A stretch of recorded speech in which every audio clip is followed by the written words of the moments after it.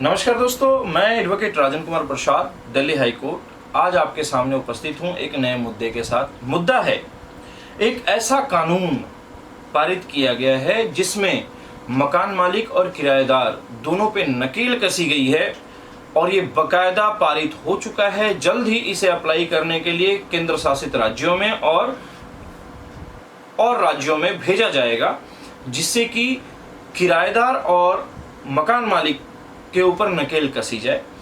क्या है वीडियो में स्टार्ट करने से पहले मैं आपसे रिक्वेस्ट करूंगा कि प्लीज चैनल को सब्सक्राइब जरूर करें अगर नए हैं और अभी तक आपने चैनल सब्सक्राइब नहीं किया है तो। साथ ही साथ वीडियो अगर पसंद आए तो लाइक शेयर जरूर करें और कमेंट जरूर करें। कमेंट करके जो भी आपके सवाल होते हैं वो जरूर पूछें। मैं कोशिश करता हूं कि टाइमली आपको जवाब दे सकूं। आपको मैं बता दूं कि 94% लोग वीडियो देखते हैं परंतु सब्सक्राइब नहीं करते चैनल। देखिए, सब्सक्राइब करने से हमें कुछ मिलता नहीं है, लेकिन सब्सक्राइब से ये होता है कि हमारे फैन फॉलोअर्स बढ़ते हैं और पता चलता है कि हमें देखने वाले लोग कितने हैं और हमें चाहने वाले लोग कितने हैं। इसीलिए मैं आपसे बार बार रिक्वेस्ट करता हूं कि ये जो 94% है इसको मेरी उम्मीद से घटा के 4% 5% पर ले आएं। इतनी जल्दी नहीं होगा, धीरे धीरे ही होगा, लेकिन प्लीज़ वीडियो स्टार्ट करने से पहले मैं फिर से रिक्वेस्ट करूंगा कि चैनल को सब्सक्राइब जरूर करें अगर वीडियो आप देख रहे हैं तो। आते हैं मुद्दे पर।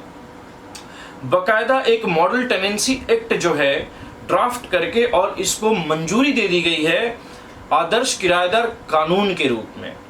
इसमें क्या कहा गया है इसके बारे में आज हम बात करेंगे और इसके बारे में पूरी जानकारी मैं आपको दूंगा। इसमें बकायदा ये कहा गया है कि किराएदार के जो अधिकार हैं वो क्या क्या है मैं बता देता हूं आपको। मकान मालिक किराए पर घर देने के बाद रिपेयर, घर के मुआयने या किसी अन्य वजह से अपनी मनमर्जी के हिसाब से घर आ जा नहीं सकेंगे।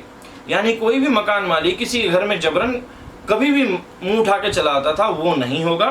उन्हें किराएदारों को कम से कम 24 घंटे पहले लिखित रूप में अपनी विजिट की जानकारी देनी होगी।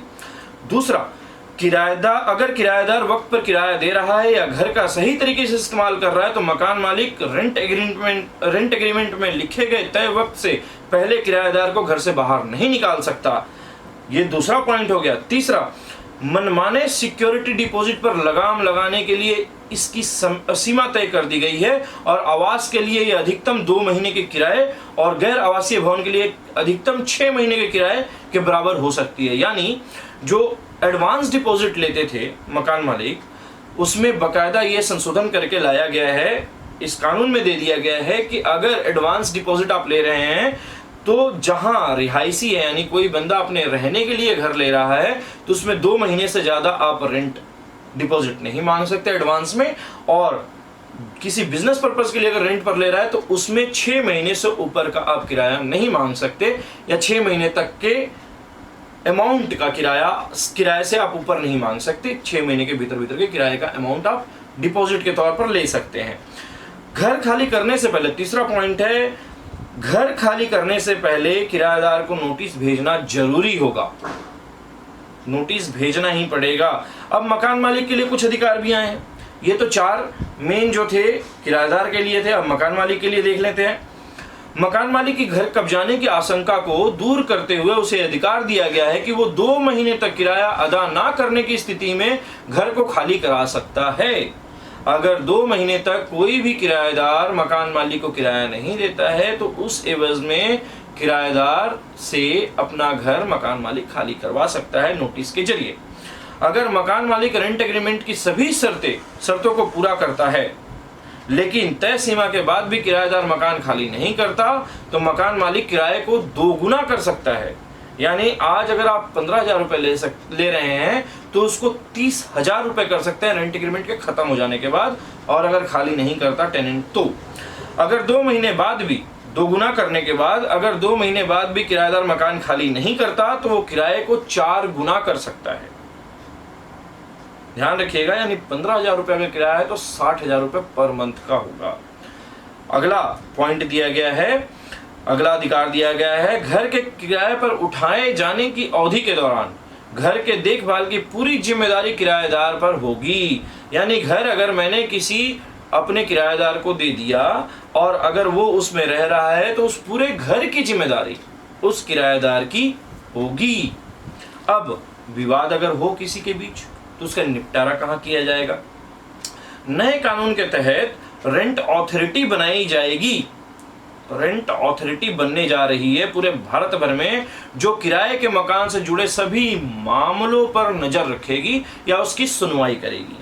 अगला है, मकान मालिक और किराएदार को रेंट एग्रीमेंट होने के 2 महीने के अंदर अथॉरिटी को इसकी जानकारी देनी होगी। यानी कोई भी मकान मालिक अगर किसी किराएदार को रेंट पर अपना मकान दे रहा है तो 2 महीने के भीतर भीतर उसको उस रेंट अथॉरिटी को जानकारी देना अनिवार्य होगा कि मैंने फला व्यक्ति को इतने 1000 रुपए पे किराए पर ही अपना मकान दिया हुआ है।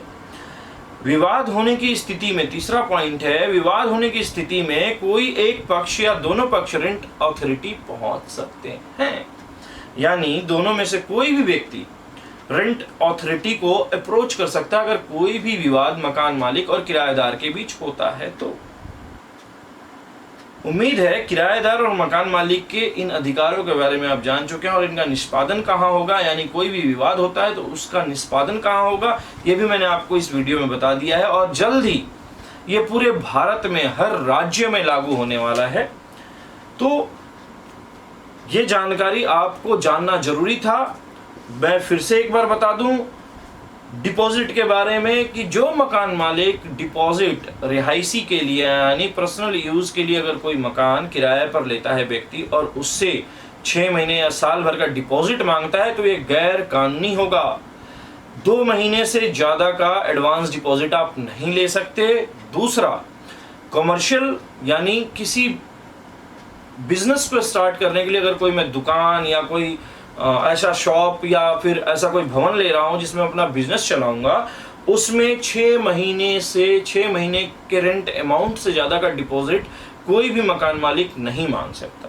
बहुत ही जल्द ये कानून लागू होने वाला है और बहुत ही जल्द पूरे भारत में रेंट अथॉरिटी बनने वाली है जिसमें कि ये सारे के सारे मसले देखे जाएंगे। यानी रेंट कंट्रोल एक्ट जो है पूरी तरह से खत्म हो जाएगा और बाकायदा जितने भी रेंट कंट्रोल एक्ट के कोर्ट थे वो भी धीरे धीरे शायद बंद कर दिए जाएंगे। इसके बारे में भी पूरी तरह से मैं श्योर नहीं हूं या कोई जानकारी नहीं है, लेकिन फिर भी अगर कोई रेंट अथॉरिटी बन रही है तो रेंट के सारे मामले या फिर कोई टेनेंसी एक्ट या आदर्श किराएदार कानून बन रहा है, किराएदारी कानून बन रहा है तो बन चुका है, तो इसके एवज में जो भी अथॉरिटी बनेगी वही उन मामलों का निष्पादन करेगी या खत्म करेगी।